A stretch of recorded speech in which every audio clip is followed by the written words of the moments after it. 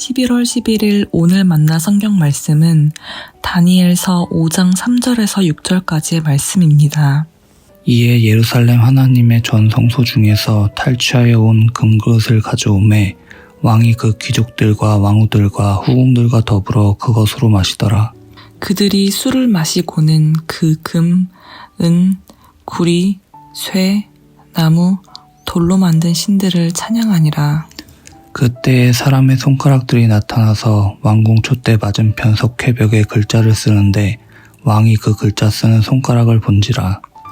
이에 왕의 즐기던 얼굴빛이 변하고 그 생각이 번민하여 넓적다리 마디가 녹는 듯하고 그의 무릎이 서로 부딪힌지라. 아멘.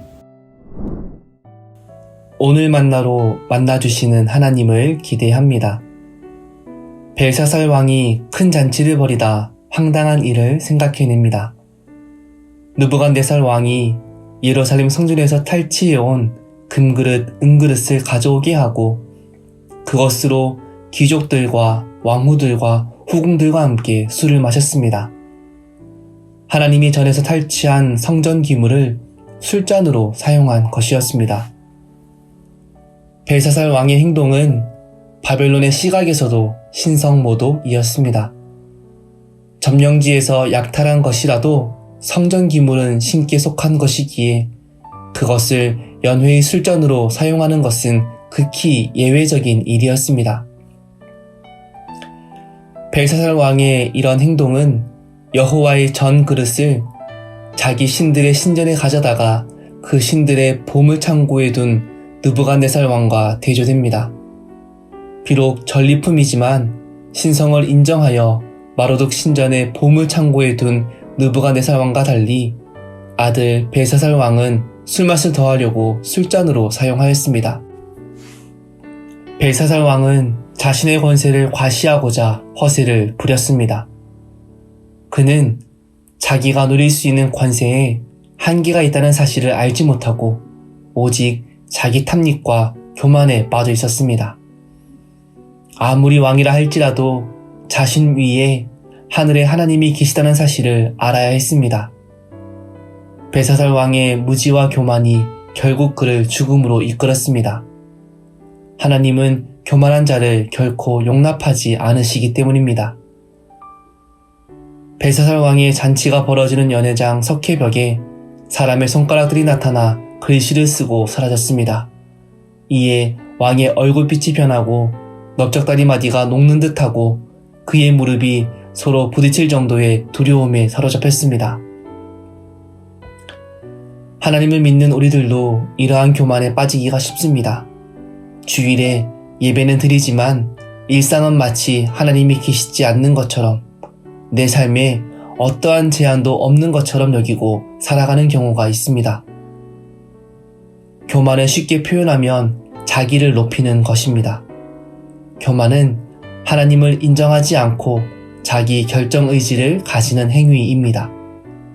이 교만은 우상 숭배와 잇닿아 있습니다. 하나님의 자리에 스스로를 앉게 하고 하나님이 아닌 자기 자신을 따르게 합니다. 신원화 교수는 교만의 특징 중 하나를 자기 기만적이라고 정의합니다. 스스로 속이는 거지요. 이따금 자신이 행하는 선한 행동을 미천으로 삼아 자기 자신은 정말 선한 사람이라고 스스로 착각해버립니다. 그리고 자기 자신에게 더 큰 일을 감당할 능력이 있다고 여기는 거예요. 하늘의 주권자이신 하나님이 간섭할 여지가 없이 내 인생은 내 손에 달려있다고 믿는 것입니다. 우리가 교만하지 않기 위해서 어떻게 해야 할까요? 우리의 근원을 아는 방법 외에는 없습니다. 피조물된 우리의 근원이 하나님께로부터 왔음을 기억하는 것입니다. 죄인이었던 우리의 생명이 그리스도의 십자가로부터 왔음을 기억하는 것입니다.